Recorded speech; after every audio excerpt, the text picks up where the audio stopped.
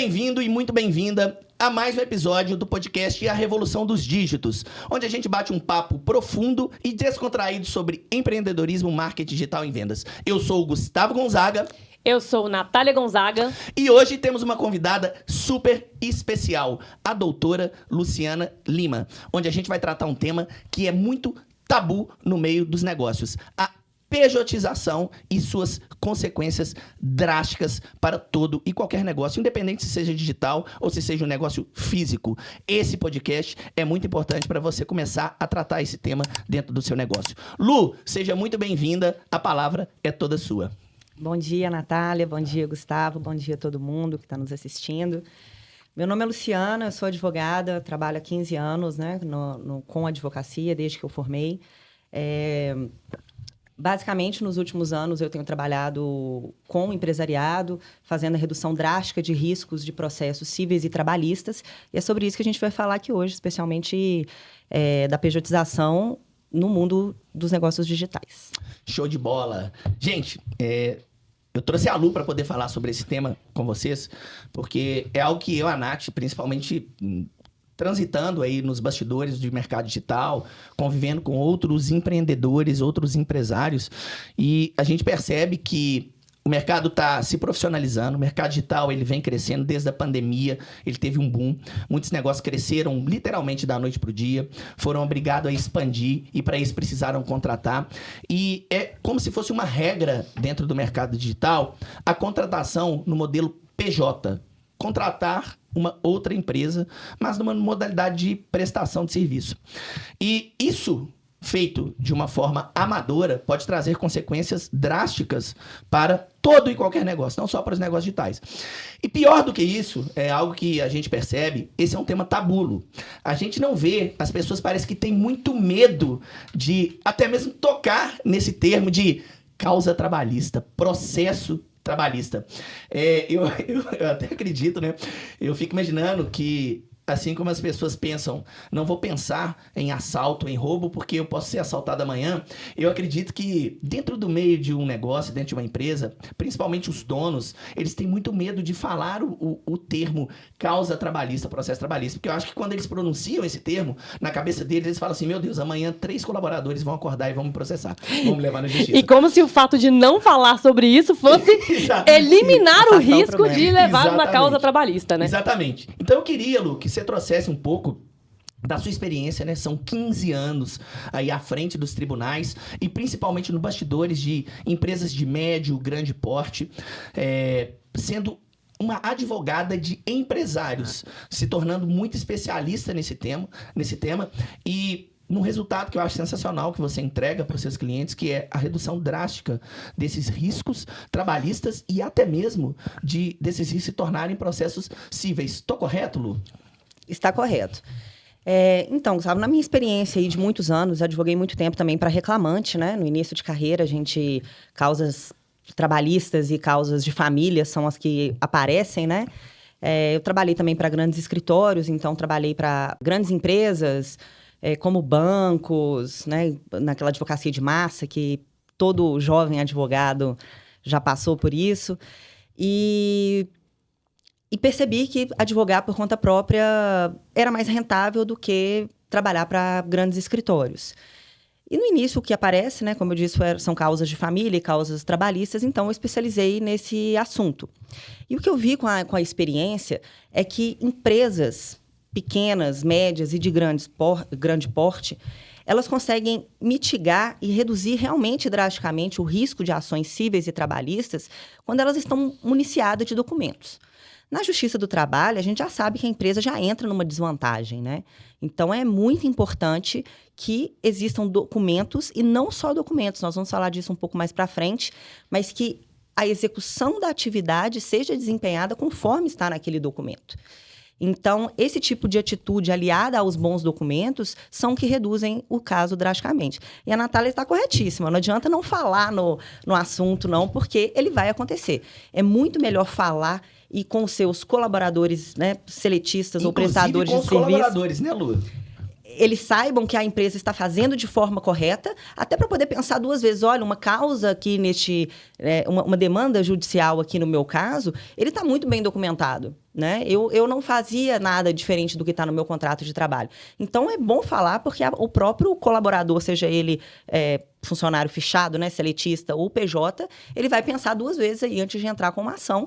E entrando, né, havendo aí realmente alguma causa, a chance da empresa ganhar é muito grande, porque ela vai estar municiada aí dos documentos e principalmente das ações que são necessárias para uma efetividade. Entendi, show de bola. Lu, e para deixar claro pro pessoal aí, porque empresário, na sua grande maioria, não entende muito de lei e nem deveria entender, porque existem advogados e empresas, né, escritórios de advocacia para poder cuidar de demanda e até mesmo empresas maiores têm um setor jurídico para poder cuidar justamente da aplicação da lei no que tange a todas as esferas de um negócio. Mas para deixar claro para quem está assistindo a gente, principalmente você que está aí empreendendo digital, né, está vivenciando um crescimento, fez as suas primeiras contratações, já está formando uma pequena equipe, um pequeno time, qual que é a diferença entre uma causa trabalhista, ou seja, um processo trabalhista e um processo civil? Sabe, a diferença é a lei, né? Há um processo civil, o Código de Processo Civil, ele regula as relações de pessoas e de empresas. E a legislação trabalhista é uma legislação especial. Ela regula uma relação de emprego. Os requisitos para caracterizar uma ou outra são diferentes. E o empresário, de fato, ele não precisa saber de lei, né? Ele tem que saber do negócio dele. Mas ele precisa entender, no momento ali da contratação, onde vai se enquadrar melhor aquele colaborador. Se vai ser realmente no contrato seletista ou se vai ser num contrato de prestação de serviço. Porque se ele souber isso, olha, já é meio caminho andado. Porque é o que nós vamos bater bastante na tecla aqui. Não adianta contratar um prestador e tratá-lo como funcionário. Não adianta contratar um funcionário e tratá-lo como prestador. Nos 2 casos, vai acabar mal. E deixa eu só pegar um gancho aqui daquela primeira fala que você trouxe, que o importante é o colaborador, ele está fazendo o que está previsto em contrato. Fala um pouquinho para a gente de como que funciona isso, o que as pessoas têm que se atentar ao fazer um contrato PJ, principalmente essa questão do objeto, né? O que tem que estar listado, quais são os cuidados, né, que esse empreendedor, empresário, ele tem que tomar na hora de fazer uma contratação PJ. Conta um pouquinho para a gente de como que seria... como que isso estaria listado em contrato e como que ele faria para manter isso fiel no dia a dia de trabalho ali? Então, eu acho que primeiro a gente pode falar da diferença ali do prestador pro seletista, né? Porque é o que vai determinar uma boa execução do contrato. O contrato de prestação de serviço, ele não pode ter uma subordinação. Ele tem que ter uma certa autonomia.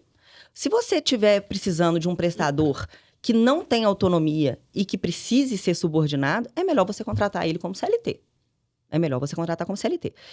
Olha, ele pode ter uma autonomia, ele pode ter uma liberdade ali de autuação, ele não precisa ser subordinado, ele pode prestar serviço para quantas empresas, ele só precisa me entregar o serviço que está ali no objeto, vamos fazer um contrato de PJ. E aí o objeto, você falou muito importante, ele tem que ser muito bem definido. Porque se você contrata um prestador de serviço e você, durante a execução, você amplia, né, o escopo ali do objeto, ele vai ter que receber proporcional. Então, isso é muito interessante no digital também, porque é muito comum a contratação de PJ no mundo digital, e eu acredito que, como essa é da natureza ali do negócio, os próprios prestadores eles não vão ter tanto interesse em levar na Justiça do Trabalho para o reconhecimento de vínculo, a princípio, né? Uhum. Dependendo, é isso que vai acontecer. Mas, se você fizer um contrato de prestação de serviço e não seguir fielmente o que está escrito ali, ele vai levar na Justiça Civil, e aquilo ali vai ser discutido. Porque você fechou a execução de 3 verbos ali, né? 3 frentes de trabalho, e ele executou 6. Ele vai ter que receber proporcional, ele está executando a mais. Você fechou ali que ele tem que trabalhar 20 horas semanais, ele está trabalhando 40, ele vai ter que receber proporcional. Então, o objeto, o prazo, a remuneração, isso tudo tem que ser muito bem definido. Principalmente, vou te falar um ponto-chave de um contrato de prestação de serviço, formas de rescisão. Combinado não sai caro. Você colocar formas corretas de rescisão, tentar ali exaurir ao máximo as formas, né, baseado no seu negócio, o que pode acontecer, o que não pode acontecer, é essencial. Porque dá problema realmente na hora da saída. né? E é um ponto até que a gente trouxe no primeiro podcast, Exatamente. né? Quando a gente fala de questão de contrato, o contrato, na maioria das vezes, ele é feito para uma possível saída, né? Porque na hora que tá entrando, todo mundo topa tudo, todo mundo é lindo. Da mesma forma de contrato de prestação de serviço, de coprodução, ou que seja, né, de um prestador de serviço, enfim. Então a gente tem que se resguardar para saída mesmo, porque era num possível rompimento Que pode haver uma onde demanda. vem o problema, né? E uma coisa que eu acho que vale a pena pontuar, você pode falar um pouquinho mais sobre isso também, Lu? Quando um empresário, um empreendedor, ele recebe uma causa trabalhista, é o empresário que tem que provar que não fez, né? Isso é muito porque o importante. colaborador ele vai chegar falando, ele vai chegar, né, exigindo várias coisas, e é a gente, quanto empresária, que tem que provar que aquilo não aconteceu de fato, né? Diferente das outras esferas de processo, né, Lu? Em um Exatamente. processo trabalhista, você tem uma inversão do ônus da prova, né? A regra geral da lei é um ônus é de quem alega, né? Na Justiça do Trabalho, teoricamente, o fator constitutivo é do reclamante, é de quem alega. Mas na prática e na inversão ali do ônus da prova trabalhista, cabe à empresa juntar, muitas vezes, o que a gente chama no direito de prova diabólica. É uma prova impossível. É uma prova de que ele não fez, uma prova de que ele não cometeu. Então, às vezes, a empresa até tem ali alguns documentos, mas o reclamante leva uma testemunha que arrebenta tudo, entendeu? Que tudo que falou cai por terra. E aí, uma demanda que você não estava esperando, nós estamos falando aí de pequeno e médio empresário, por exemplo, uma demanda que acaba com seu lucro aí de 2 anos. E, Lu, uma única causa trabalhista pode quebrar uma empresa? Pode. Pode quebrar uma empresa. Dependendo de como vier essa causa, e vou até te dar um exemplo pessoal de uma empresa que eu tratei com ela há alguns anos, de prestador de serviço, contratou um prestador de serviço, era uma construtora pequena, prestava serviço para outras construtoras maiores, contratou como prestador de serviço, quando essa pessoa quis sair, levou na Justiça do Trabalho, o contrato foi desconstituído, teve que assinar a carteira, recolher verbas. Isso gerou uma quebra na empresa aí que eles não foram capazes de suportar. E na Justiça do Trabalho, não havendo pagamento pela empresa, isso vai para o CPF dos sócios, penhora bem, faz restrição de carro. Nesse caso específico, culminou, inclusive, com apreensão de CNH. E aí, os empresários foram, assim, praticamente obrigados, compelidos a sentar, fazer um acordo. Teve que fazer um acordo aí de pagamento de 40 vezes, que era o que eles tinham possibilidade de pagar. Mas, assim, a família ficou sem o carro. Então, foi um mau planejamento. Neste caso, foi uma contratação de pessoa jurídica, que era para ter sido uma CLT. Ou poderia até ter sido uma pessoa jurídica, mas teria que ter tratado como pessoa jurídica. Natália, até pegando um gancho no que você falou, que os empresários, né, não se preocupam e o problema é realmente na saída, o que eu vejo em pequenas, até médias empresas, são os empresários tratarem tudo como uma grande família. Uma grande família, nunca deu problema, nunca tive problema desse tipo. Eu trato as pessoas tão bem, né? Elas nunca Por vão que elas me bem. processariam? Eu sou uma Trato querida, todos né? como igual, como a minha família. Exatamente. Só que família também dá problema. Ou se dá. Eu adorei, muito bom. Bastante. Família dá Só muito muda problema. o endereço, hein? Só muda o endereço. Família dá muito problema. E a pessoa se sentindo lesada, ou se realmente houver ali uma violação dos seus direitos, ela tem o direito de ir na justiça, e a justiça vai dar esse reconhecimento, e essa consequência para a empresa pode ser catastrófica. Catastrófica. Uma condenação de uma pequena empresa aí de 200 mil, 300 mil, dependendo do Quebra, pedido. tira do negócio. E quebrar não quer dizer que não tem que pagar, não. Não quer dizer que não tem. Ainda tem essa questão, Ainda né? tem essa Não é só ir questão. lá, alegar falência. Não. Isso Como na que justiça fica isso? civil até dá para contornar um pouco, porque os requisitos para desconstituir a personalidade jurídica são diferentes do da Justiça do Trabalho. Mas na Justiça do Trabalho, a pessoa jurídica não pagou, você vai na pessoa física. E é isso, pode culminar até com a apreensão de passaporte. Então, hoje em dia, muito sério. Pode perder CNH, pode perder o É passaporte. muito sério. Não é comum, né? Mas já tem diversos julgados nesse sentido. Já tem jurisprudência, como se diz no já direito, tem jurisprudência. Né? Ou seja, já tem o histórico Já disso, tem um então histórico já pode disso. ser aplicado novamente. Pode ser aplicado. O Tribunal de Minas Gerais, especificamente, ele é mais conservador neste sentido, porque a apreensão de passaporte CNH viola aí também o princípio De ir e vir, de ir né? e vir. De ir e vir. Então, você tem que sobrepesar aí quais quais direitos que valem mais. Mas naqueles casos, por exemplo, que a natureza do crédito que o reclamante está pedindo é trabalhista, é alimentar, entendeu? Então, muitos juízes entendem que não, ele tem direito sim. Ele tem o direito, sim. Então, não bloqueiam a CNH e o passaporte se, por exemplo, aquele for a fonte de ganha-pão do devedor. Mas se não for, é um motivo para compelir a pagar. Entendeu? Sensacional. E para você que está aí pejotizando o seu negócio digital ou o seu negócio físico como se não houvesse amanhã, a Lu acabou de trazer aqui um caso onde um único processo trabalhista faliu uma empresa. Então, não ignore esse tema, por mais tabu que ele possa ser. Vamos colocar isso na mesa, vamos tratar isso de forma clara, porque todo mundo, as duas partes, contratado e contratante, só tem a ganhar quando tudo é tratado em pratos limpos. Isso aí. E aí vamos aproveitar que o Gustavo falou isso. Lu, traz um pouquinho pra gente, além dessa questão do objeto, quais são os cuidados que o empresário, o empreendedor que opta por contratar, né, no formato PJ, quais cuidados que ele tem que ter ali para ele reduzir drasticamente essa chance de tomar causas trabalhistas? Pedir a palavra, meritíssimo, antes da doutora Luciana falar, que é o seguinte, só para poder esclarecer para quem está nos assistindo, que pode às vezes não saber o que é o objeto de um contrato. Isso, o que é o objeto de contrato? O objeto de contrato, a Lu pode falar muito mais do que, por favor, me corrija se eu falar alguma besteira aqui. O objeto de um contrato é o que a gente pode, que você talvez conheça como escopo, que são as funções que aquela pessoa que está sendo contratada vai executar. Quanto mais detalhado for esse objeto, mais resguardado você como empresário está e o seu colaborador também está em caso de uma desavença ou de uma ação civil ou trabalhista. Correto, Lu? Corretíssimo. É exatamente isso. É o escopo. São aquelas funções que para as quais você está contratando aquele prestador de serviço ou o funcionário. Porque o funcionário também, gente, tem que ter contrato de trabalho.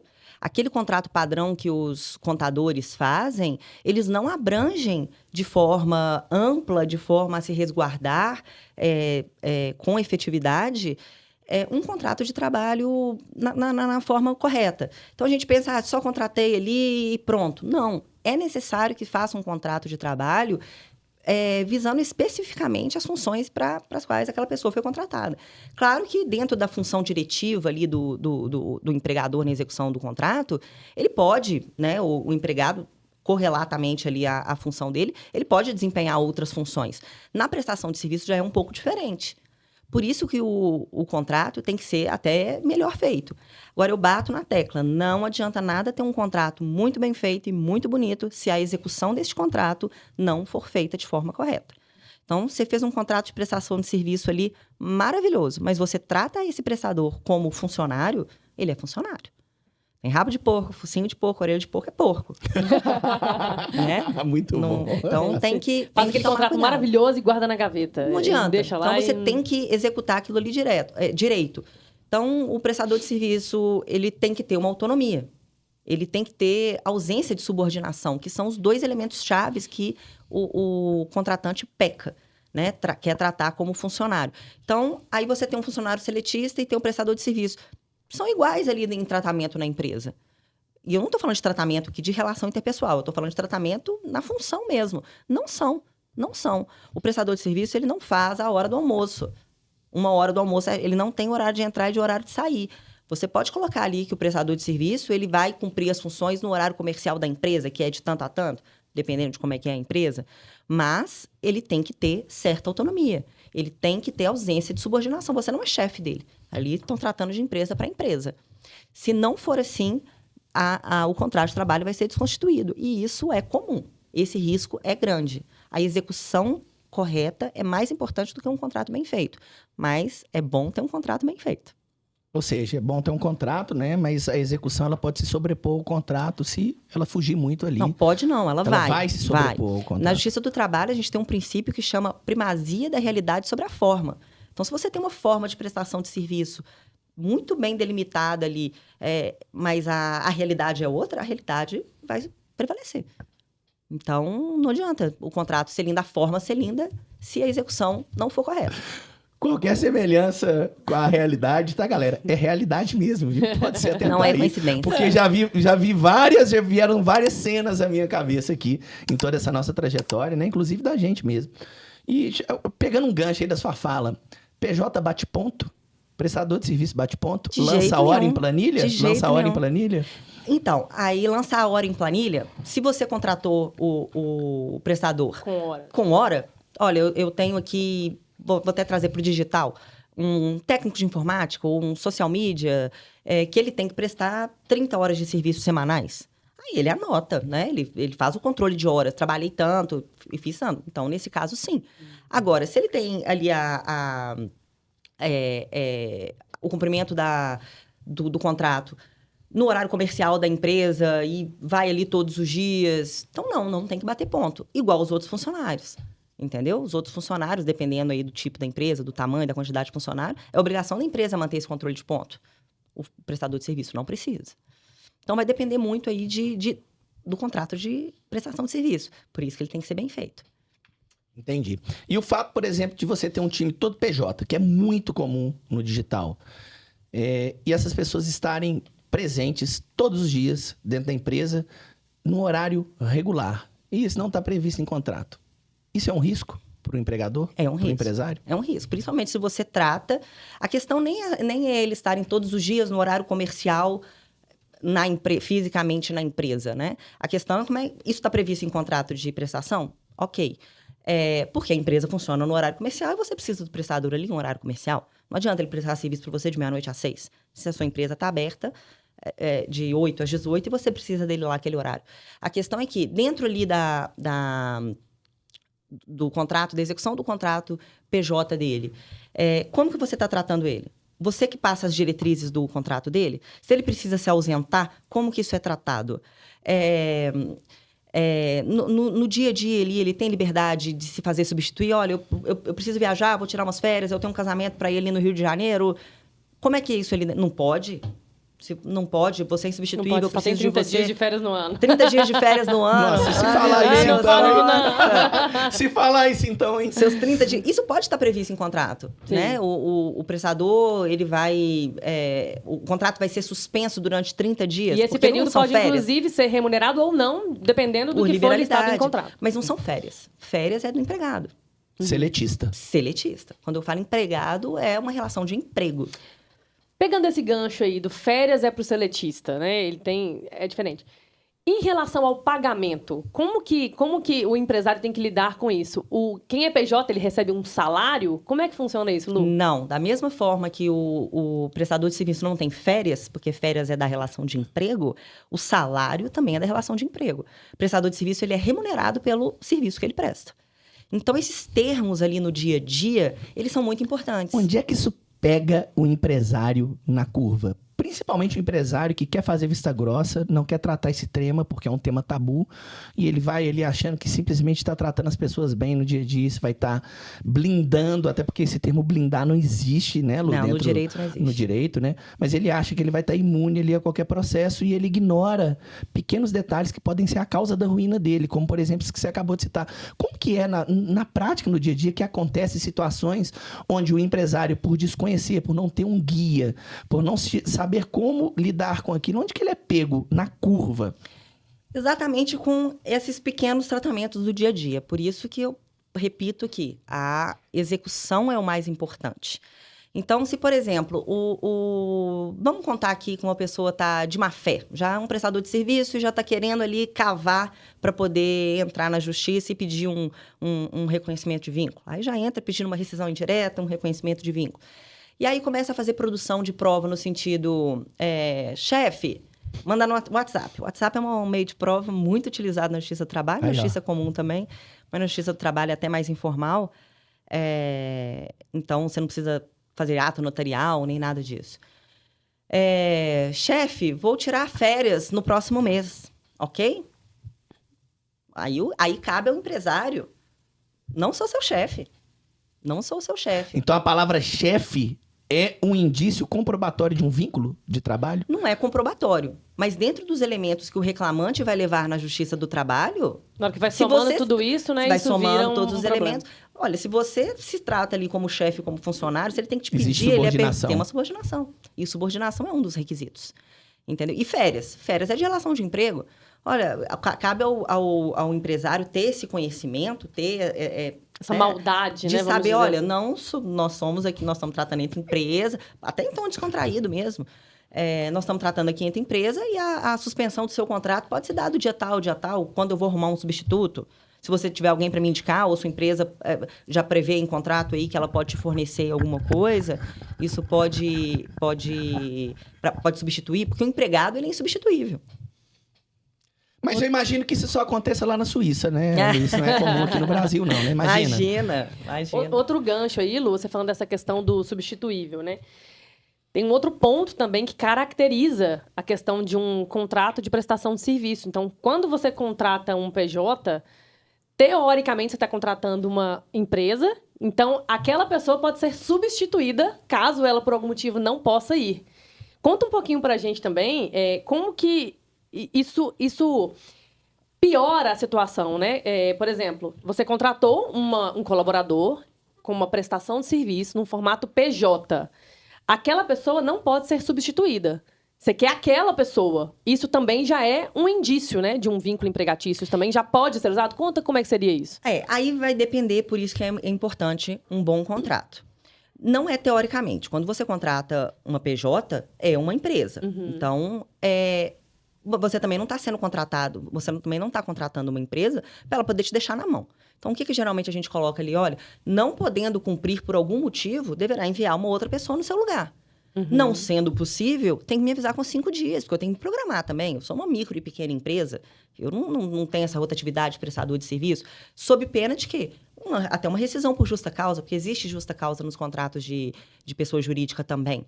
Você me deixou aqui na mão e tudo mais. Agora, você tocou num ponto muito importante, que são daqueles serviços personalíssimos.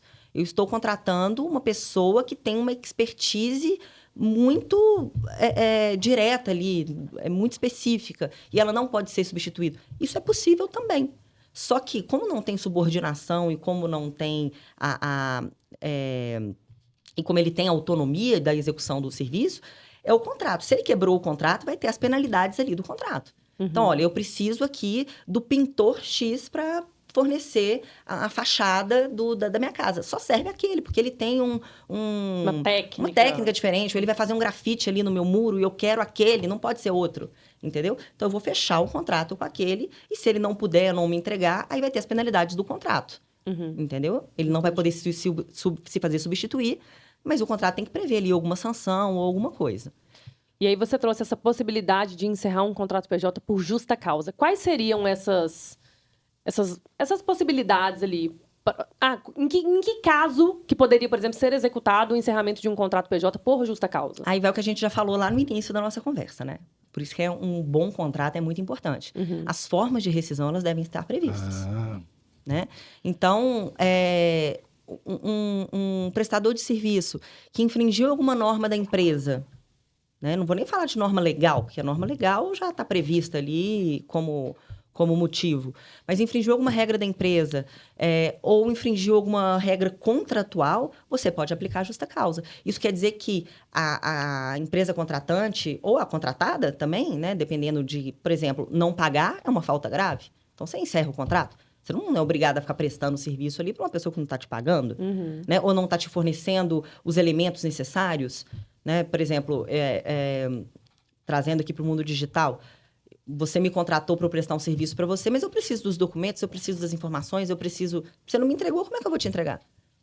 Então, isso pode ser motivo de rescisão. Olha, não estou aqui por sua conta também. Eu te vendi o meu serviço por 60 dias. Se você não me entregou os elementos, está ressentido aqui e você ainda vai ter que me pagar o tempo que eu te fiquei à disposição. E vice-versa, eu te paguei e você não me entregou. Então, tem que ficar previsto ali no contrato essas formas de rescisão. E por isso que a rescisão é um dos itens muito importantes a serem observados num contrato, porque, como a gente disse, no início é tudo muito bonito. No início é tudo família, né? Quando começa a dar problema... O relacionamento é sempre lindo, né? É lindo. Depois que passa a paixão, aí a gente vê como é que fica. Aí vem o problema, né? Muito bom. Show de bola. E, Lu, conta pra gente agora em termos práticos, né? Quais são os pontos chaves que você considera que não pode faltar em um contrato? PJ? Então, Nath, os pontos-chave de um contrato PJ, eles são até comuns ao contrato seletista, né? Mas o objeto bem definido, prazo, rescisão, obrigações gerais que vão ser aplicadas, que vão ser discutidas ali no caso a caso, porque também não adianta eu te dar uma fórmula pronta aqui. Por isso que como o Gustavo mesmo falou, um guia é até muito importante do empresário ter e observar, até para poder fazer um checklist, porque ele precisa ver no dia a dia dele ali o que funciona e o que não funciona. Eu posso te dar a receita do bolo, mas você vai ter que aplicar esse bolo ali na sua empresa.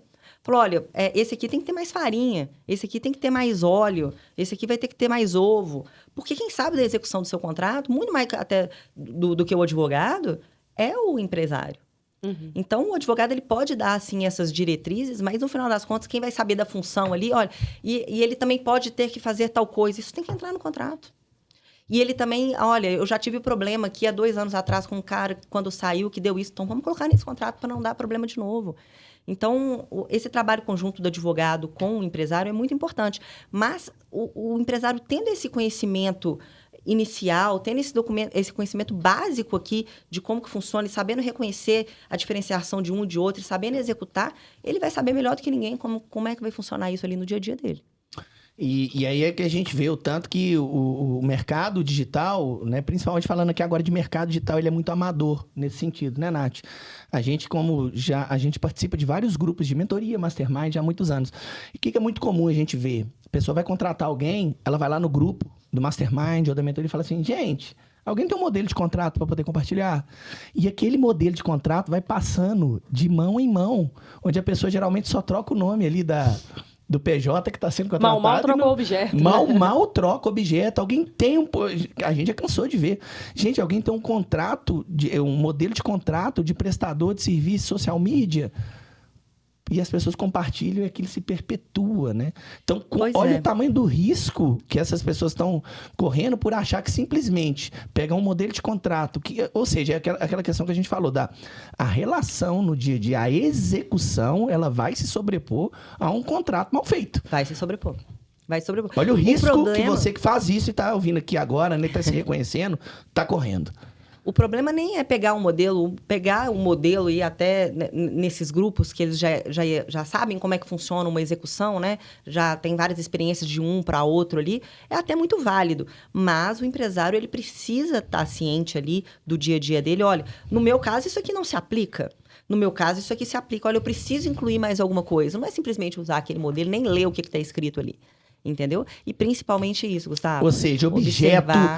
O cara tem que mergulhar no objeto da contratação, ele tem que mergulhar nas cláusulas de rescisão, é o que eu tô entendendo. Sim. Cara, se você vai pegar algum modelo de contrato por aí, algumas coisas você vai ter que adaptar, que é a tal da receita do bolo, né? Você vai ter que adaptar para a execução, ou seja, para a realidade da tratativa daquele colaborador no dia a dia, daquilo que é esperado da prestação de serviço e já prevendo alguma eventualidade numa cláusula de saída, porque o contrato ele é muito mais para ser usado quando dá merda do que no início de uma relação, né? E eu vou te falar, vou até te contar uma outra, puxando aí, já que você está falando, né, desses problemas, um outro problema grave que pode acontecer na contratação de pessoa jurídica. Porque quando a gente está falando aqui de pejotização, né? Pessoa jurídica com a pessoa jurídica, e MEI é pessoa jurídica, né? Então... MEI, você que é MEI, você é pessoa jurídica. Você é pessoa jurídica. Então, você é um empresário, nós estamos falando aqui para você também. Então, por exemplo, olha que problema que isso aqui pode dar. Vamos continuar aqui para o mundo digital. Uma empresa do digital contratou um outro prestador de serviço. Uma MEI. E essa MEI tem um funcionário. Ou essa MEI contratou uma outra empresa que é para poder ajudar ali na prestação ou para fornecer uma mão de obra ali que ela estava precisando durante um tempo. E você escolheu mal essa MEI e vigiou mal essa MEI. O que isso quer dizer? Você não teve um cuidado mínimo de olhar se essa empresa tem alguma ação trabalhista, se ela tem algumas certidões negativas. Você escolheu mal. E no curso da ação ali, da execução do contrato, essa MEI e isso vale para outras empresas também, mas eu estou falando das MEIs aqui porque a gente acha que muito pequena não tem consequência. O risco é menor. O risco é menor. Não pagou o funcionário dela, não honrou com a obrigação. E aí esse funcionário dessa MEI, que é seu prestador, vai lá e pede vínculo, porque ela só trabalhou para você. Tem 6 meses que ela está prestando serviço só para você. Ela vai lá e pede um vínculo. E a Justiça do Trabalho vai reconhecer. Vai reconhecer. Na verdade, não reconhecer um vínculo trabalhista. Me desculpe. Vai reconhecer que você tem a obrigação de pagá-la. Pagar, porque ela só prestou o serviço para você. E depois você que se vire para cobrar desse devedor quanto mais, que é o empregador real dela. Ou seja, mais uma vez, qualquer semelhança com a realidade é pura realidade mesmo. E que isso é comum. Então, o cuidado que você tem que ter, além de um bom contrato, que prevê, inclusive, esse tipo de cláusula. Olha, eu preciso de uma garantia. Eu preciso de ver ali se essa empresa é solvente. Você tem que me garantir aí que você consegue prestar esse serviço. E aí eu estou falando até de um padrão maior de empresário, né? Saindo do MEI e indo para um simples, para um empresário que está no simples ali, uma limitada, uma empresa limitada ou um outro tipo de sociedade menor.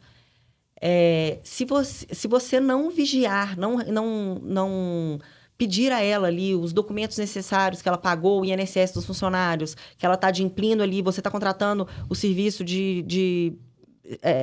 está falando de pintura, e aí ela não pagou um fornecedor, não pagou um funcionário que ela colocou ali, isso vai te dar problema.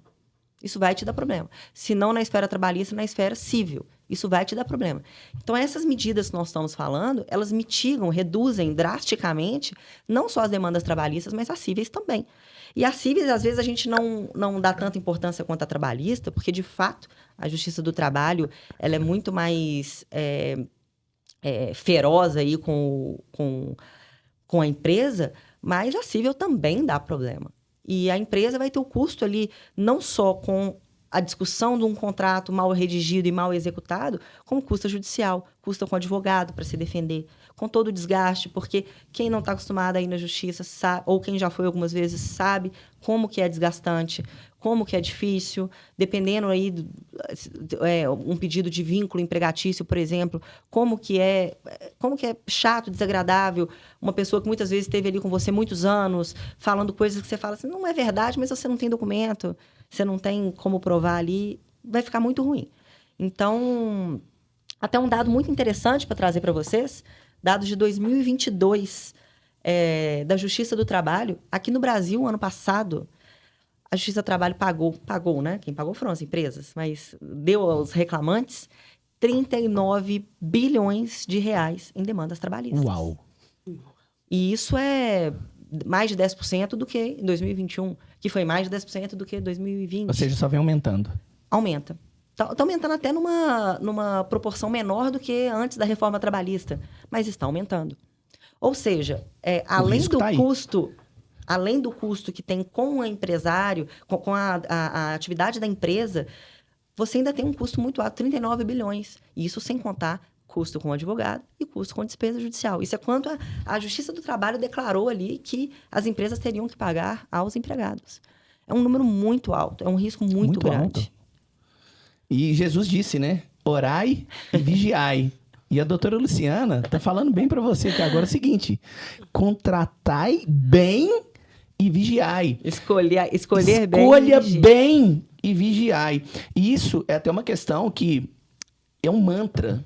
Isso deveria ser, se não deveria ser um mantra para todo e qualquer empresário, que é: demore para contratar e demita rápido. Se você percebeu que não tem encaixe, ou que está sendo alguma coisa contratual violada, ou de conduta, ou que aquela pessoa não tem as habilidades para poder executar a função pela qual foi contratada, não fique empurrando aquilo com a barriga, não. Porque quanto mais tempo nessa relação, maior o risco também. Então, nós vamos falar de termo correto. Igual a gente estava falando das férias, não pode usar chefe, não é salário. Demissão é ato de funcionário. Olha aí, tá vendo? Boa. Então, e qual que é o termo correto? Rescisão contratual. Rescisão contratual.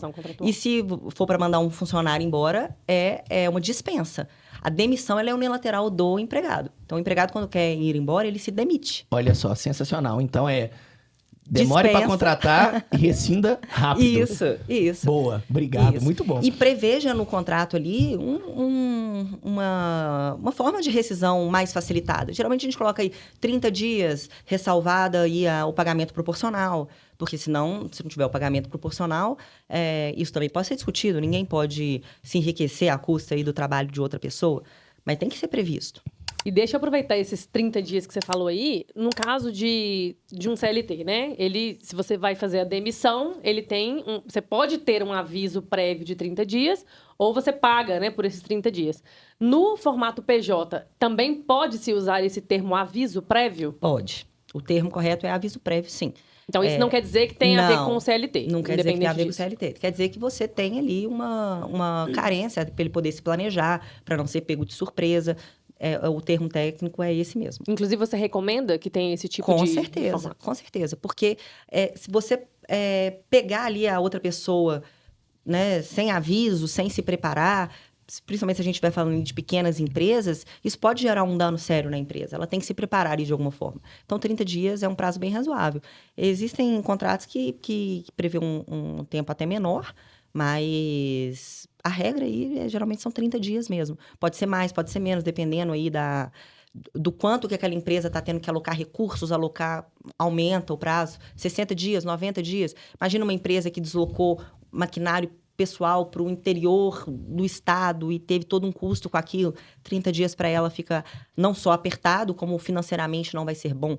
Lembrando sempre que nós estamos tratando entre empresas, né? Então, isso tudo tem que ser discutido e tem que ficar bom para as duas partes. Ambos os empresários trabalham para ter margem de lucro. Não é para prestar favor nem fazer filantropia, né? Exatamente. E, muito bom. E no caso, né, do mercado digital, por exemplo, nosso time, né, Nath? Nosso time é todo PJ, sempre foi todo PJ. E é um movimento que a gente vê crescendo, né? O digital, o mercado ainda é um oceano azul, mas vem se profissionalizando. Eu vejo nas pessoas que a gente se relaciona, nos amigos, né? A busca pela profissionalização. Mas já dá para ver que é um padrão o contrato, a pejotização dentro do digital, na forma de contratação. Eu queria saber qual que é a sua opinião pessoal sobre isso. O que você acha sobre isso? Eu gosto muito do modelo de PJ. Eu, particularmente, acho que, dependendo ali da sua vocação ou dos seus anseios, até da sua filosofia particular ali, é o melhor modelo. Você vai ter mais dinheiro na sua mão e você vai ter liberdade ali de atuação. O colaborador, no caso, né? No caso, sim. Você sendo prestador de serviço, vai poder prestar serviços para outras empresas, dependendo do contrato, que você também pode contratar um prestador com exclusividade. Opa. Tem gente que tem o perfil de ser CLT. Tem gente que gosta ali daquela prefere, segurança, né? quer ter um FGTS para o governo emprestar para o Odebrecht, E o INSS? quer O que você ter acha um disso? INSS para fazer parte da pirâmide financeira. Mas tem gente que prefere tem gente que prefere fazer a sua própria aposentadoria. Eu me enquadro nesse perfil. Eu prefiro pesquisar ali quais empresas de aposentadoria privada que são melhores ou qual investimento que é melhor e planejar minha própria aposentadoria. Eu prefiro me planejar, enfim, mas isso, além de ser muito particular, vai muito de perfil. Tem gente que quer aquela segurança, quer ter um seguro-desemprego, ou quer realmente, olha, eu me contento aí de aposentar com o teto do INSS ou aposentar com o salário mínimo. Vai realmente do perfil. Particularmente, eu acho que é melhor CPJ. É mais dinheiro na mão e mais autonomia. Ou seja, às vezes pode dar a entender que o fato de contratar PJ é algo que está beneficiando só o empresário. E Isso. não é. Muito Na pelo contrário. verdade, Isso também beneficia ambas as partes, Isso né? também é um consciente que eu sinto que é um consciente coletivo de que a pejotização é algo que só beneficia o empresário é filho da puta, ele contrata PJ olhando só PJ, para ele pô, mesmo. exatamente. E não é bem assim, né? O prestador de serviço também nesse formato PJ, ele também tem muitos benefícios, igual o Lu acabou de falar. Ele também pode ter mais liberdade, ele vai ter todo o dinheiro na mão e ele tem Ele decide o que ele faz com poder ele de decisão do que ele investe. faz com aquele dinheiro, né? Então, assim, existem inúmeros benefícios para ambas as partes, desde que seja feito da forma correta, com um Exatamente. contrato bem feito. E a execução a execução mais do bem contrato feita do que o contrato. no dia a dia mais bem feita ainda, né? Show de bola. Você quer voltar no tema? Cara, eu tô com um negócio aqui na minha cabeça que eu tô rindo por dentro. Eu tô doido pra compartilhar isso com quem tá escutando a gente. Que é? Que é um posicionamento da Lu que eu acho sensacional. Eu também compartilho dessa visão. E eu vou pôr lenha na fogueira aqui agora. Porque eu sei que tem gente que vai escutar isso aqui e vai achar um absurdo. E vai ter gente que eu acho que vai concordar também. O INSS como pirâmide. Me fala mais sobre isso aí. Sabe, nada mais é do que isso. Os mais novos pagam para os mais velhos, né? Os mais novos pagam para os mais velhos. Com essa pejotização, cada vez menos pessoas vão pagar. E detalhe, você pode pagar também, se você quiser. É por isso que eu tô te falando, dá uma liberdade de escolha. Mas, se a pessoa... E hoje em dia, com a internet, com as pessoas podendo ser muito mais autodidatas, né? Porque o INSS, a expectativa FGTS... de vida também aumentando. Não só eu particularmente, como você pediu minha opinião pessoal, mas a realidade, cada vez menos pessoas vão querer pagar, entendeu? Vão optar por outras formas de se planejar aí para aposentadoria. E também não se planejar é uma escolha que a pessoa tem que fazer. O livre mercado está aí para isso. Né? Se você não se planejou, você vai chegar lá com 65 anos, 70 anos, se você não tiver dinheiro, não tiver recurso, você vai viver de assistencialismo. Né? Então, não se planejar também é uma opção. Muito ruim, mas é uma opção. Uhum. E a fórmula do INSS é essa: os mais novos pagam para os mais velhos. Né? Vai chegar um momento que isso vai ser inviável. Isso vai ser inviável. Mas eu não faço parte dessa pirâmide. Quem quiser fazer parte também é uma escolha. Escolhas, né? É uma escolha. Tudo tem ônus e bônus. Você vai ter uma segurança maior. Você vai contribuir menos agora e ganhar menos no futuro. Você pode contribuir mais agora numa aposentadoria privada ou fazendo um investimento que vai ser de mais risco. Enfim, autonomia, livre mercado. Investindo no seu próprio negócio, né? E fazer isso também ser mais rentável. E isso pode dar errado também? Pode também. São opções, risco, né? são as opções que o livre mercado aí tá te dando. E você vai ter que arcar com as consequências. Assim como o próprio pode dar muito assim como o próprio INSS pode mudar a lei, pode mudar a regra também. Acabou de mudar aí, por exemplo. Recentemente, não melhorou muita coisa, não. Pois é, então assim, o INSS, para você que não sabia, como também um estilo de pirâmide dos piores que tem. Dos piores. Cara, sensacional, adorei. Agora vamos falar um pouquinho sobre... Mas, rapidão, só voltando. Pode. Não sei se é pior pagar a pirâmide do INSS ou você deixar o seu dinheiro no FGTS, que rende menos que a inflação, para o governo emprestar para a empreiteira corrupta. Porque isso vai para fundo de financiamento habitacional e esse tipo de coisa, né? Então, eu não sei o que é pior. Mas cada um escolhe suas brigas. É isso aí. Brasil, Zil. Exclusividade no modelo de contratação PJ. Gustavo, no livre mercado, tudo tem seu preço, né? Então, se você quer um profissional com tal especificidade exclusivamente durante um tempo, você vai pagar aquele preço. O que você tem que se atentar aquele profissional é o seu contratado, ele é o seu prestador, ele não é o seu funcionário. Então, o contrato tem que ser muito bem feito para poder, dentro daquele período, porque também você não vai contratar um cara exclusivamente por período indeterminado, né? E tratar ele ali como se empregado fosse. No final das contas, você vai ganhar uma ação trabalhista grande, porque você não só no seu contrato já tinha exclusividade que ele sequer vai precisar provar, como vai ter que recolher verbas retroativas, assinar carteira, recolher FGTS e INSS em cima do salário, que aí aquele pagamento vai virar salário, entendeu? E vai virar o salário base. Então, a execução, vamos bater nessa tecla o tempo todo, a execução é muito importante. Pode contratar com exclusividade? Pode, mas ele não é o seu empregado. Então, quais cuidados exatamente ele tem que ter? Isso tem que estar previsto em contrato, aí a gente volta em todos aqueles pontos que a gente falou, na tratativa. Aí você falou que o contrato ele tem que ter um período, ele não pode ser por tempo indeterminado também. Correto. O contrato, uma das características do contrato de trabalho é o caráter indeterminado, né? Então, você assina ali por prazo indeterminado, até tá bom para as duas partes. Uhum. Ou a pessoa se demita, ou ela seja dispensada, ou qualquer forma de rescisão aí que esteja prevista. No contrato de prestação de serviço, é muito importante que você tenha uma data, porque você precisa dele ali por um tempo. Se deu certo, renova por mais um tempo. Então pode ser um ano essa e renovação pode ser automática? Em sequência? Então, eu recomendo muito nos contratos dos meus clientes que ela seja renovada automaticamente por um período só. Então, a gente coloca, por exemplo, 1 ano ou 2 anos, renováveis automaticamente por apenas uma vez. Porque senão, no final das contas, fica por tempo indeterminado, da Se não, mesma fica forma, por tempo né? indeterminado. Se você coloca 5 renováveis por mais 5, você fecha um contrato de 10 anos. A pessoa só prestou serviço para você, só emitiu nota fiscal para você. Minha família aqui, ó, fazia tudo que meus funcionários fazem. É funcionário, não é prestador. Ou seja, então, se eu for contratar um PJ com exclusividade, eu coloco ali, por exemplo, um prazo de 1 ano, renovável por mais 1. Renovável por mais 1. E se eu quiser continuar depois desses 2 anos? Aí vocês sentem e discutem as cláusulas novamente. Afinal, são Aí eu duas posso empresas. fazer um outro novo contrato e Deve conseguir fazer. dali... Deve fazer. Você pode fazer um aditivo, não precisa nem fazer um aditivo. novo contrato. Estabelecendo um novo pagamento, porque afinal de contas as coisas mudaram. Uma Pode acrescentar, ampliação, talvez, uma funções, redução de objeto. escopo. Exatamente. Novas formas de Desde que decisão. seja diferente, que não seja exatamente o mesmo contrato. Não, você pode fazer até como aditivo, mas as coisas têm que ser discutidas novamente. Entendi. Tem que ser discutidas. O que tem que tomar muito cuidado, Gustavo, é para que o contrato de pessoa jurídica não seja similar ao contrato de pessoa seletista. Né? Similar, no que eu quero dizer, na execução ali mesmo.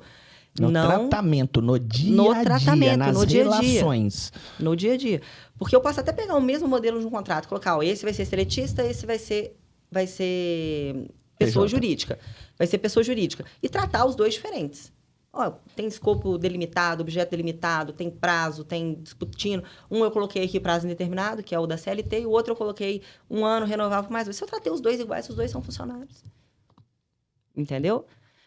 Por que eu tô batendo nessa tecla aqui? Você que tá me assistindo. Porque no digital, principalmente no digital, essa contratação PJ, ela é uma contratação exclusiva. Uhum. É ou não é, Nath? Sim, na maioria das vezes, sim. Alguns casos não, né? Mas na maior parte, É sim. exceção, são pouquíssimos que não são. A grande maioria eu tô contratando a Luciana, mas estou fazendo um contrato PJ. E como o nosso intuito com esse podcast, com esse episódio, é a gente trazer esse tema pra mesa, galera, olhar pra isso de uma forma muito Também que clara. vocês possam se Quebrar resguardar esse tabu melhor para também, que né? todo mundo, seja você um colaborador que tá aqui nesse podcast assistindo, seja você um empresário, um empregador do digital ou do físico, que também faz contratações PJs. Eu fui PJ antes de vir pro digital, né? Eu vim da área de TI. A gente contou nossa história num podcast, num episódio recentemente. E durante os meus 21 anos de carreira como um profissional de TI, como arquiteto de software, eu posso dizer que 80% desse período foi como PJ. Mas sempre eu era PJ de uma empresa que era contratado.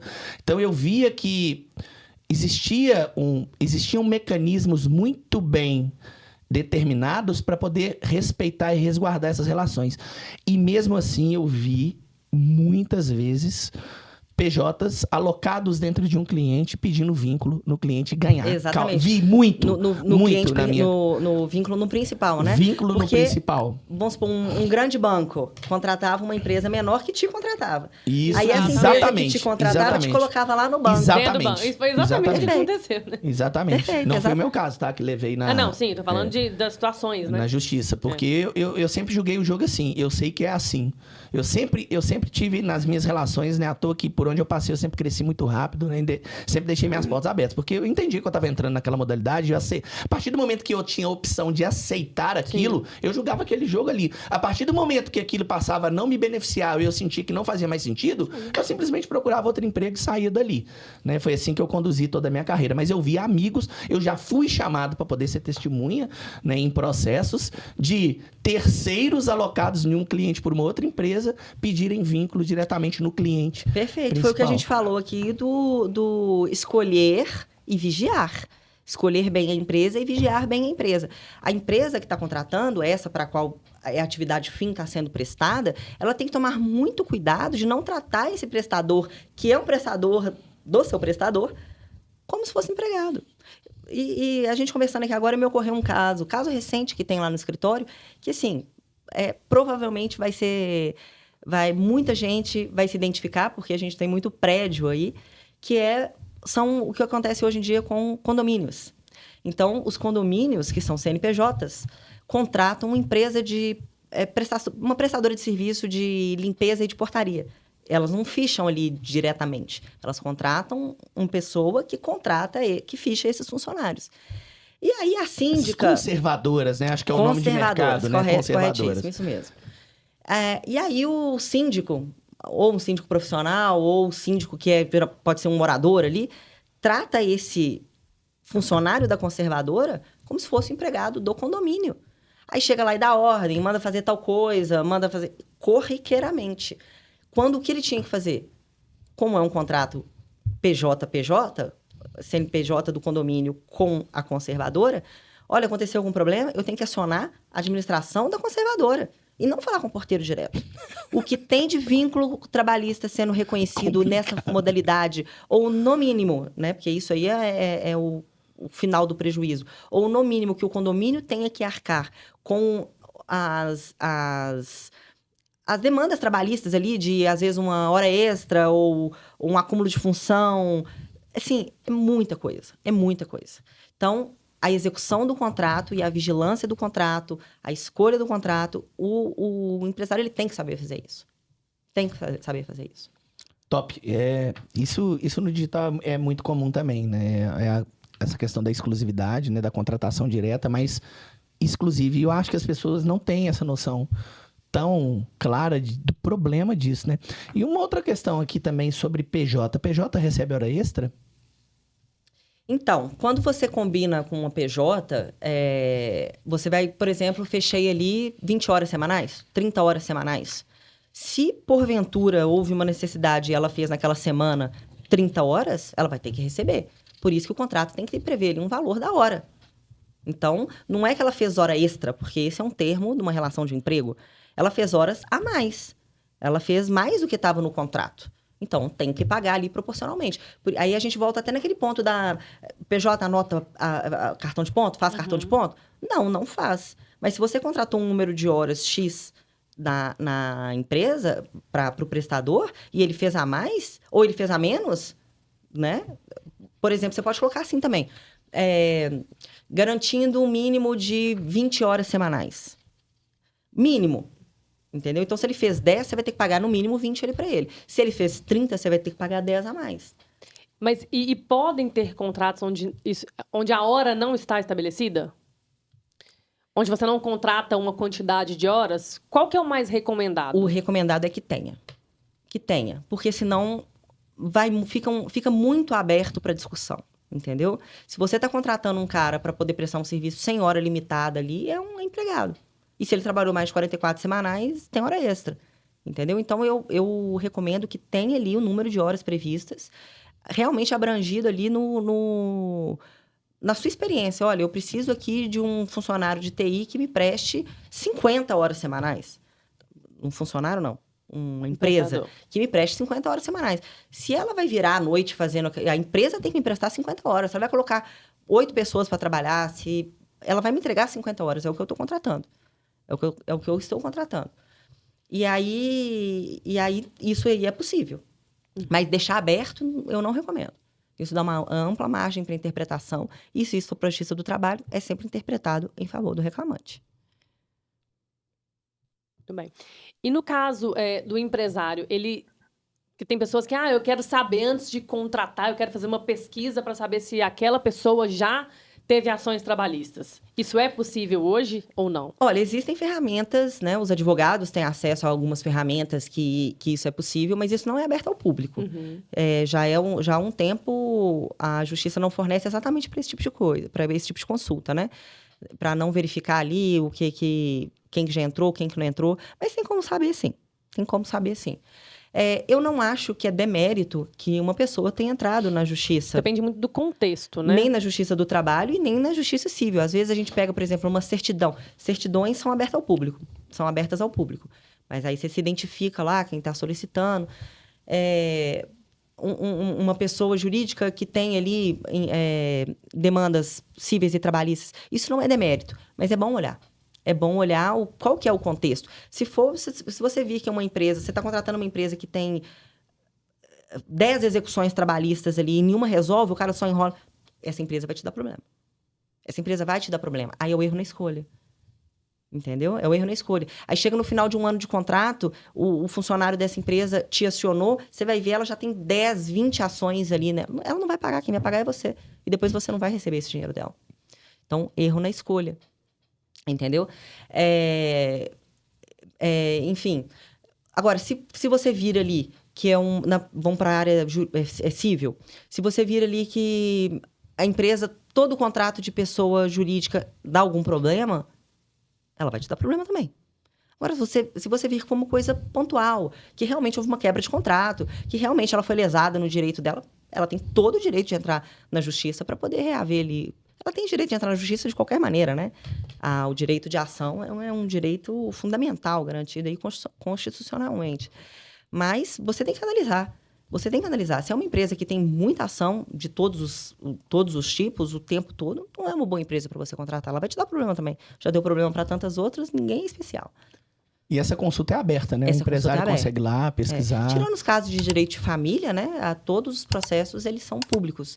E tirando essa consulta de direito do trabalho, exatamente para os empresários não ficarem vendo ali o processo. Mas qualquer advogado consegue ter acesso. Então, olha só, você que está assistindo aí, não ignore os sinais. Isso pode sair muito caro no curtíssimo prazo para você. Então... E é uma forma até de identificar pessoas que agem de má fé, né? Com certeza. Porque existem, sim, situações em que a pessoa saiu lesada e ela se sente no direito de entrar na justiça, ok. Mas, infelizmente, existem pessoas que agem de má fé. Existem. E que aproveitam de toda e qualquer situação para poder entrar na justiça e ficar um tempo ali recebendo. Então, infelizmente, né, a gente também pode se resguardar, né? Pode se resguardar. De alguma forma. E é aquilo, é o erro na escolha e o erro na vigilância, né? E isso nem é um termo meu, como diz o Gustavo, isso decorre da lei. Coloquei em português aqui, mas é um termo em latim que existe e é uma regra, né? Se você escolheu mal e se você vigiou mal, você vai pagar por isso. É o risco do empresário. O risco do empresário no Brasil é altíssimo, né? E esse é um risco do empresário. É o risco da sua própria atividade. Escolheu mal, vigiou mal, contratou mal, executou mal, vai te dar problema. Mas não desanimem. É isso aí, galera. Não deixem isso te desanimar, porque isso faz parte do jogo de empreender. Exatamente. Cabe a gente, né, quanto empresários, tomar os devidos cuidados, né, fazer uma boa contratação, ter um bom contrato, cuidar dessa execução no dia a dia. Cara, faz parte. Existem mecanismos para você poder conseguir mitigar e reduzir esses riscos no dia a dia. E até aproveitando esse gancho, eu queria te perguntar aqui, Lu, quais são as ações que você recomenda para que esses empresários consigam reduzir drasticamente os riscos trabalhistas?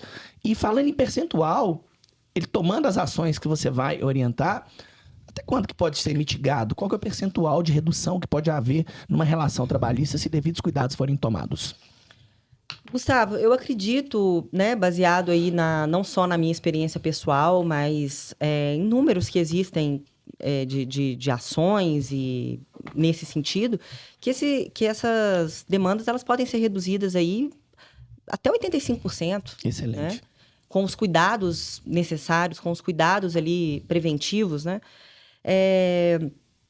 Como nós já dissemos aqui desde o início, estamos batendo na tecla, o principal realmente, para início, é um bom contrato, depois uma correta execução, a cautela de ter documentos, né? Documentos, a cautela do empresário não fazer provas ali do dia a dia contra si, é o que a gente brincou no início aqui do WhatsApp, férias, né? Ficar almoçando com o colaborador lá, saber os termos família. corretos, saber os termos corretos de usar, né?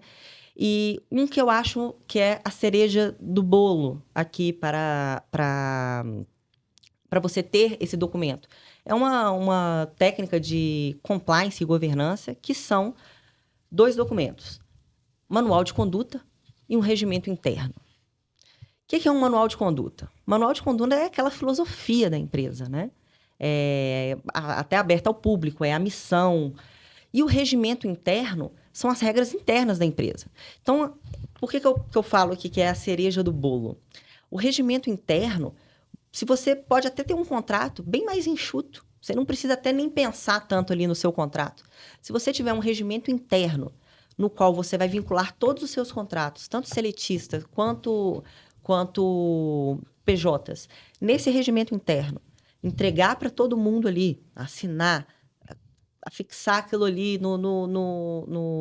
nas dependências da empresa, mandar ali no ato de contratação para todo mundo, para que eles fiquem cientes da regra. E, principalmente, Não adianta ter só isso na regra no papel. Aplicar essas regras no dia a dia, você consegue ter um documento muito robusto, muito eficaz, como prova da ação ali no dia a dia. Então, por exemplo, nós temos ali as ações, né, que falam o que é uma justa causa no contrato seletista, por exemplo.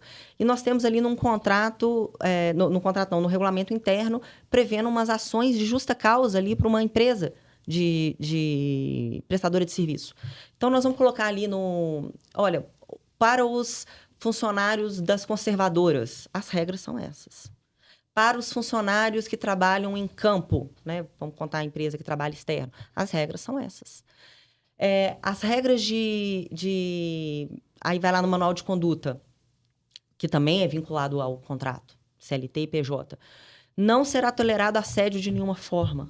Lá no regimento interno, você vai colocar, havendo caso do tipo, se sentindo lesado de qualquer forma, as maneiras de reporte para o seu chefe vão ser assim, assim, assado, vão ser tratadas de tal e tal maneira. É um documento muito robusto e eficaz para aplicar sanções, rescindir contratos, sem que isso termine com uma penalidade grande, né? Porque às vezes você aplica aí uma justa causa num contrato de PJ e eles vai na justiça e tenta reverter essa justa causa. Olha, eu preciso aqui do meu aviso prévio de 60 dias, porque não cabia a justa causa. Porque quando você dá a justa causa, você não tem aquela sanção. Então, eu quero ali... Olha, você descumpriu o meu regulamento interno. Você sabia que esse tipo de conduta não seria tolerado de nenhuma maneira. Então, isso é um motivo de justa causa. É um documento muito robusto,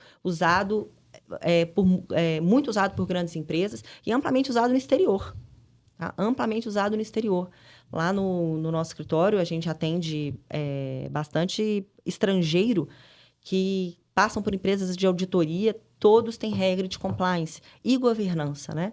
A governança ela é preventiva e o compliance é para evitar a demanda, para evitar para no litígio você ter essas regras robustas. Esses dois documentos, o manual de conduta e o regimento interno, são documentos muito bons, hábeis e aptos para eliminar aí drasticamente o risco de uma procedência de pedido, né, contrário, numa ação civil ou trabalhista. Fantástico essa questão do manual de conduta do regimento interno. Inclusive, eu recentemente vi algumas empresas enfrentando dificuldade com colaboradores que estavam acionando a justiça por questão de posicionamento político, de discussões políticas dentro da empresa e até mesmo dentro dessa pauta de diversidade, que é um outro tema tabu, né? As pessoas querem tentar parecer cool, mas tem muita gente que não concorda. Eu não vou trazer isso aqui se isso é certo ou se é errado, mas a gente tem visto empresas sofrendo muito com ações referente a questões de diversidade dentro das empresas, a famosa lacração aí, né, para poder deixar bem no português bem claro, e também de discussões sobre posicionamento político dentro das empresas. Isso poderia estar previsto no manual de conduta? Com certeza. Não aceitação? Com certeza. De determinados não será comportamentos? tolerado discussões políticas. O ambiente de trabalho é para trabalho. No manual de conduta e no regimento interno, por exemplo, a regulamentação de como vão ser aceitos presentes, né? Isso tudo vai... Olha isso, gente. Olha isso. Recebi um uísque ali do prestador. Você vai ver o uísque custa R$5.000. Justa causa para o prestador. Não pode receber. Então, isso tudo... Agora, se isso não está previsto, o cara está ali recebendo. Você dá uma justa causa por algum motivo ali e consegue reverter. E estou falando tanto do seletista quanto do PJ.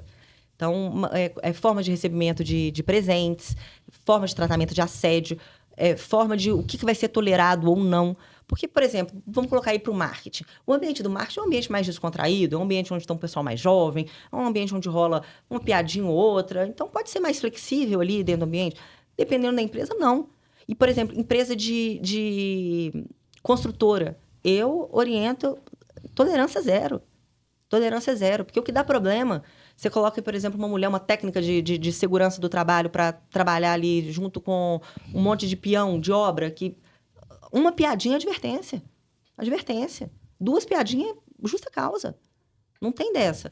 Dependendo ali do grau, obviamente, já é justa causa direto. Eu ainda tô colocando uma gradação aqui, até para se resguardar. Isso tudo vai ser previsto ali num regimento interno, né? A gradação, como é que funciona, como é que não funciona. Mas é para isso. Então, por isso que eu considero a cereja do bolo.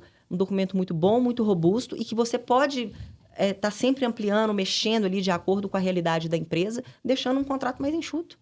Porque você vai ter ali muito exaurido, né, muito amplo no regimento interno, como que funciona aquela atuação daquela pessoa. Ou seja, então, tanto o manual de conduta e o regimento interno, ele é como se fossem livros de consulta mesmo, onde o colaborador pode recorrer para poder entender se determinado comportamento está sendo correto ou não, de acordo com as normas. Correto. E para o empresário, principalmente.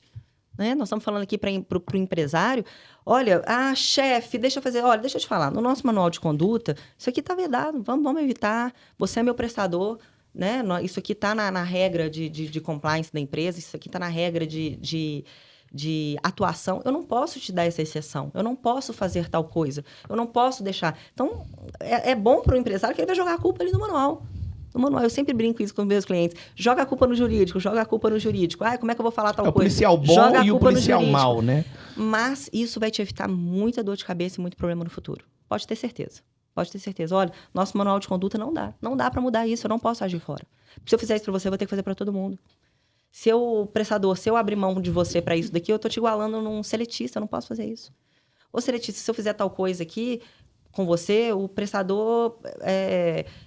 eu tô te onerando ou te desonerando em detrimento ali. Não posso. Isso está no nosso manual de conduta. Então, joga a culpa ali no manual de conduta. Entendeu? É um documento muito bom e já muito aceito. Tribunal Civil e Trabalhista.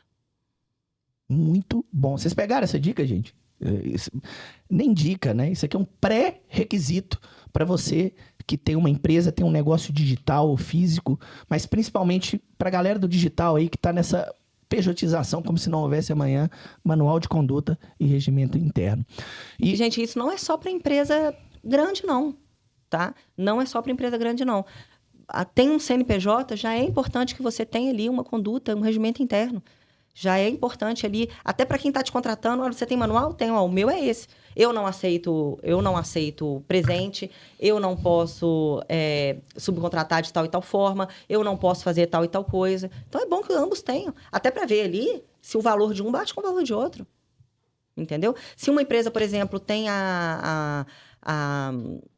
o valor, a missão é a diversidade, tá? Aquela empresa lacrástica ali. Se você vir ali que não bate com os valores, olha, aqui na minha empresa contratante, é capitalismo selvagem, não tem discussão de política, não tem ideologia de gênero, não tem nada disso. O valor não bateu. Próxima. Vamos para a próxima. Então, o empresário que é mais conservador, no caso, ele não precisa ter medo de definir um manual de conduta de acordo com aquilo que ele... E nem o que é liberal também, não. Nem o que é liberal. Porque todo mundo é muito liberal até tomar uma ação. Isso, entendeu? Exatamente. Até tomar uma ação e no final ali, seu lucro de 5 anos e mais o que você tinha guardado e ir embora. Porque você contratou mal, escolheu mal, documentou mal, tratou todo mundo como uma família, sendo que não é filantropia. Sendo que ali é uma relação de comercial. E você não tratou como uma relação comercial. Ou era uma relação de trabalho e você não tratou como uma relação de trabalho. Porque o regimento interno ele vai regular não só com o prestador, como com o CLT, né? Então, o CLT pode fazer tal e tal coisa, o horário é esse, existe tal e tal tolerância, não existe tal e tal tolerância. Matéria de assédio é muito importante colocar. É um fator que vem pesando muito em condenação nos últimos anos. Né? E a Justiça do Trabalho, Justiça em geral, agora age tem um protocolo de gênero, né? Que as empresas têm que se documentar e têm que se municiar para estar preparada para agir com isso. Então, essa forma de ação... Olha, eu já tive caso de empregador que foi surpreendido com uma ação de que o gerente estava assediando a subordinada sem que ele sequer soubesse disso. Não tinha na empresa qualquer mecanismo que ela pudesse se resguardar. Entendeu? E no final das contas estava mesmo assediando e o empregador é que ia ter que responder por isso, a empresa, né? Que teve que responder por isso. Qual que é o peso, então, desses mecanismos do manual de conduta e do regimento interno como prova a favor de uma causa trabalhista, a favor do empresário, agora do empresário, qual que seria o peso dele dentro de um processo trabalhista para poder comprovar e julgar total, a favor? não só trabalhista, como Civil civil. também. Como civil. Como eu te disse, nem todo mundo vai querer levar na causa, uma causa trabalhista. Às vezes o interesse dela ali houve um descumprimento ali das cláusulas contratuais, houve uma ampliação de escopo, houve uma forma de rescisão errada, e um manual e um regimento interno, documento firme, robusto, eficaz, para reduzir drasticamente o risco de insucesso em relação à empresa. Antes da gente partir aqui para o encerramento, você falou uma coisa numa das suas falas aqui que eu fiquei pensando. Eu sei que no início da sua jornada e até hoje, você fez a viabilização de muitos negócios estrangeiros no Brasil. Qual que é a diferença básica entre a forma de pensar de um gringo, de um estrangeiro que quer abrir negócio no Brasil e do brasileiro no que tange a questão dos mecanismos já desde o início da abertura do CNPJ de se preparar para mitigação de possíveis causas cíveis e trabalhistas? Como é que é a mentalidade do estrangeiro em relação à do brasileiro? É muito diferente. O estrangeiro, ele consulta um advogado para tudo. Ele consulta um advogado... Aqui no Brasil, a gente precisa de um advogado para assinar um contrato social, né, para abertura da empresa. O brasileiro, ele procura um advogado para isso e depois, quando acontece um problema judicial. Ali na execução do contrato dele, ele não se preocupa com essa mitigação de danos. O estrangeiro, não. O estrangeiro, aconteceu um evento, por mínimo que seja, ele já está consultando um advogado. E ele se preocupa muito com manual de conduta e regimento interno. Quando eu disse que hoje é um documento muito usado no Brasil, isso já é usado no exterior há muito tempo. Há muito tempo. Então, eu estou falando aqui de empresas pequenas mesmo, empresas júniores, empresas com faturamento pequeno, vindo trabalhar no Brasil, eles se preocupam em fazer esses dois documentos, aliado a uma governança que nada mais é do que a execução correta do contrato, normas de conduta e aplicação ali dos termos contratuais corretos, eles se preocupam com isso. Eu entendo muito que o brasileiro aqui, a gente trabalha muito no limite, né? Eu também, além de advogada, eu tenho meu próprio negócio.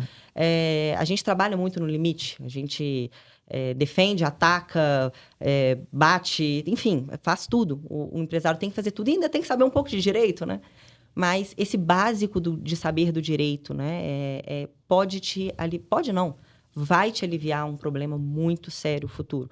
Um problema que pode te quebrar, um problema que pode te dar problemas pessoais, assim. Eu não posso nem chamar de transtorno, é muito mais do que transtorno. Vai atingir bem da sua família, né? Vai atingir um veículo que é o meio de locomoção, enfim, problemas muito sérios podem ser mitigados, podem ser reduzidos drasticamente com medidas muito simples. Muito simples. E com um conhecimento básico. Essa é mais uma posição aí que o empresário vai ter que jogar. Se ele quiser realmente sair desse risco, que não é baixo. O risco não é baixo. Se você fizer a escolha mal, se você fizer a vigilância errada, se você fizer a execução errada, o seu risco está muito grande. Como eu te falei, só ano passado foram 39 bi, né, de verbas pagas aí na Justiça do Trabalho pelas empresas. Então, é um número muito expressivo. Isso tem que ser observado. Mas, se você tomar as precauções corretas, procurar se informar de tudo que a doutora trouxe aqui pra gente, você pode reduzir drasticamente os seus riscos de processos cíveis e trabalhistas em até 80% e às vezes até mais, né, Lu? Até mais. E aproveitando esse gancho, eu sei que você está preparando alguma coisa para os empresários do Brasil. Você é uma pessoa muito requisitada hoje, né? Eu sei disso, que você não tem nem mais capacidade de atender tanta demanda que você tem no seu escritório. E mesmo assim a demanda não para de chegar até você no que tange essas questões trabalhistas e cíveis, porque você realmente é uma referência nessa área. E eu sei também que você agora, né, tá dando um passo para também ingressar nesse mundo digital, e sei que você está preparando aí para muito em breve algo para poder ajudar esses empresários que hoje não conseguem contratar o seu serviço, mas para que eles possam também implementar todo esse arcabouço para poder conseguir reduzir drasticamente os seus riscos trabalhistas e cíveis. Fala um pouquinho disso pra gente, por Então, favor. Gustavo, qual que é a ideia? Né? Aliar aí toda a experiência, não só a minha experiência pessoal, né, lá do escritório de muitos anos, como a de observação do mercado. A ideia é um guia, realmente é um manual, para que o próprio empresário saiba agir ali no dia a dia, com demandas básicas, né? Saber qual que é a melhor forma de contratação. Quando identificar que aquilo ali realmente ele deve ser contratado em pessoa física ou pessoa jurídica, né? Contrato seletista ou contrato de prestação de serviço. Identificar ali no dia a dia, né? Esse manual ele vai te dar mecanismos para que no dia a dia você haja de forma correta para poder executar esse contrato e, no final, ter não só documentos como provas, e no direito é admitido todo tipo de prova lícita, né? De WhatsApp, de e-mail, de documentos robustos, como o contrato, como o manual de conduta, como o regimento interno. Todo um arcabouço documental, fático, probatório ali, em geral, para te reduzir drasticamente mesmo, a palavra correta é essa, o risco de demanda civil e trabalhista. E aí, também trago ali como um pouco de experiência, porque muitas vezes a gente chega com uma empresa que às vezes está convicta de que agiu muito certo, mas não tem documento, não tem comprovação. O WhatsApp, as comunicações são todas famílias, são todas muito bacana, muito legal, são muito legal. Não tem como provar. E tomam uma condenação, tomam uma sucumbência ali, que vai prejudicar, que leva um prejuízo muito grande, quando não, dependendo do tamanho e do rombo que esse caso vai trazer, que realmente inviabiliza a atividade.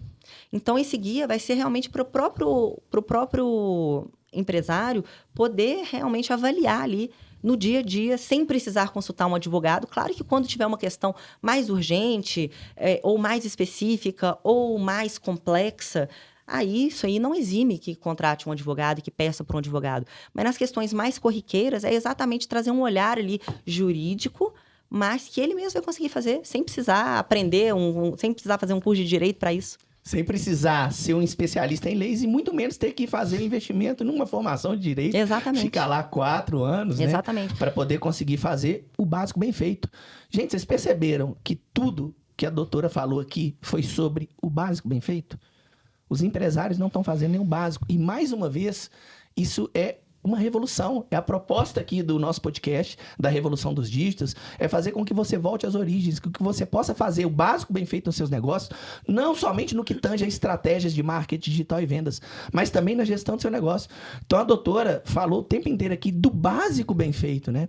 E, para isso, ela está preparando aí o guia, né? O manual, para que o empresário possa reduzir drasticamente os seus riscos de processos civis e trabalhistas, sem precisar se tornar um especialista em leis, ou muito menos ter que fazer uma formação de direito. Mas não te eximindo também, no caso de uma ação, de um processo, ou de uma complexidade maior, você recorrer a um advogado, porque eles estão aí, justamente para isso. Vamos mudar essa mentalidade do brasileiro de só recorrer ao auxílio jurídico quando a merda acontece. Vamos começar a ser o quê? Diligentes com o nosso negócio e responsáveis também. E uma questão importante também que ela falou sobre governança. Para você que acha que governança é apenas para grandes empresas, né? Que é uma sala onde você tem lá várias pessoas cuidando. Governança é aplicar o básico bem feito, é fazer o simples, é sair do campo do contrato, do campo das ideias e da abstração para ir para a execução. Uma vez que você tem um contrato, a governança vai ser o quê? Executar aquele contrato no dia a dia, de acordo com o seu regimento interno e com o seu manual de condutas.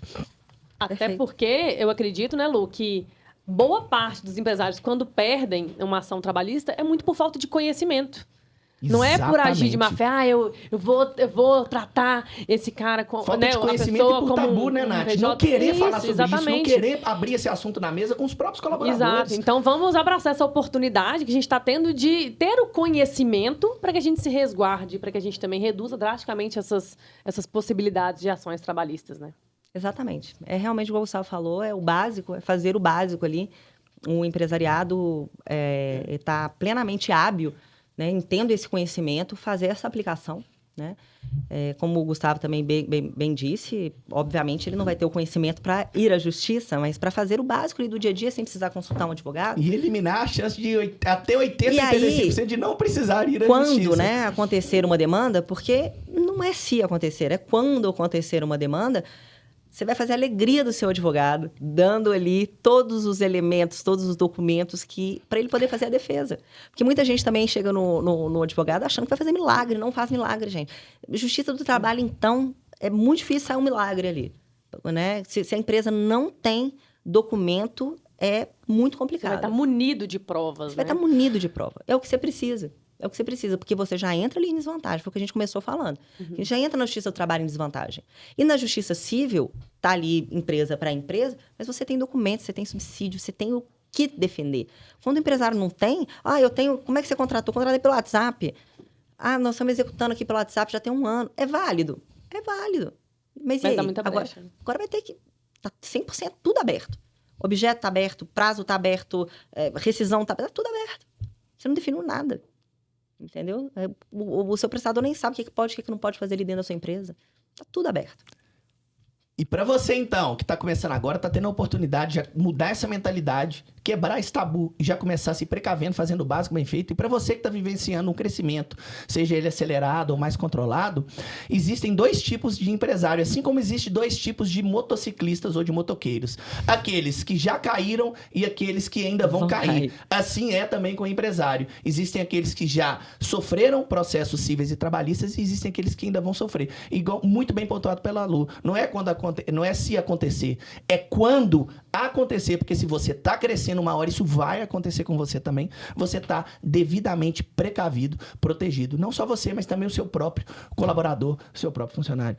Gente, eu particularmente amei esse podcast, tanto é que já tem quase 2 horas que a gente está aqui falando sobre esse tema, e acredito que se deixar a gente consegue explorar isso muito mais. Mas, doutora Luciana, muito obrigado pelo seu tempo, que eu sei que a sua agenda é muito concorrida. Obrigado por estar aqui com a gente, vindo esclarecer isso, principalmente para esse nosso mercado, que é um mercado que está muito focado em venda, muito focado em marketing, muitas vezes esquece o básico da governança, o básico da gestão, né, do empreendedorismo de forma consciente, e esse é o nosso papel aqui. Como que as pessoas podem te achar nas redes sociais? Como é que elas podem fazer contato contigo? Tem o meu Instagram, né? Luciana DM Lima, DM de Damasceno. Lá tem e-mail, vão ter os canais aí de contato. E agradeço muito a oportunidade, agradeço muito o papo, também gostei bastante. E me coloco à disposição aí de todo mundo que quiser saber mais. Em breve tem novidade aí pra gente. Show de bola, perfeito, muito obrigado, Lu, obrigada. Vocês também podem nos encontrar no @mãonamassa.aceleradora. E Gustavo e Natália com th.oficial. Espero que vocês tenham gostado desse episódio. Obrigada pela presença aqui. Se você está assistindo pelo YouTube, já dá aquele like no vídeo, compartilha, se inscreve no canal para você continuar recebendo. Ativa o sininho para continuar recebendo aí os nossos próximos episódios, que tem muita coisa boa. E a cada episódio, uma nova revolução. Valeu, meu povo! Valeu, obrigada! Beijo, fiquem Até com mais. Deus. Tchau, tchau. Valeu.